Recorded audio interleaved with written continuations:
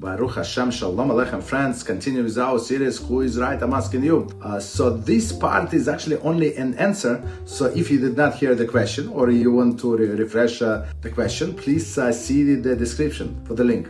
For all others, so we continue. So now the question was how these two have to split the bike. Shlomo, who won the context, or father of Yitzchak, who actually paid for these cheese products. And Yitzchak's father has actually good claim to divide the bicycle based on what it says, Gemara Subas 98b, where it says when Reuven sent Shimon to buy something from the market, and Shimon managed to get more for the money. It was a sale, or he had good relationships, right? Reuven and Shimon have to split extra between them. And Rif explained that since Shimon benefited from Reuven's money, Reuven deserved his share, right? And Talmud Yerushalmi in Demai 6.8 also states that the benefit gained through the one's money and one's legwork, meaning that somebody had to go there and get it, they entitled to divide between them. And looks like in our case, also these bicycles should be divided equally, since Shlomo won this trivia knowledge contest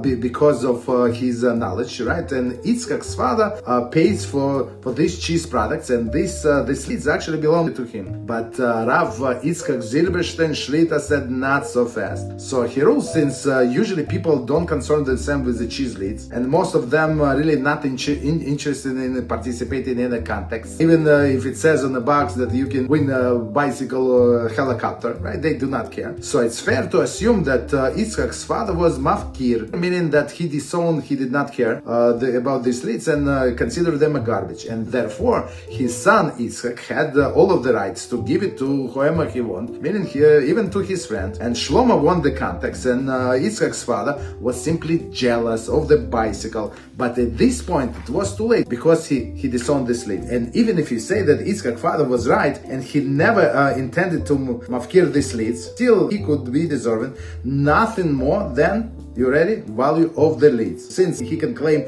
that Shlomo had stole from him in a sense, these leads that Shlomo took them without his permission, essentially stole them. And when somebody steals from somebody, he has to return these items, or at least value. So how much is used leads from Cheese Brothers? Not much. So for sure, it's not half of the bicycle. What about you? How did you answer this question? Learn with us and be holy.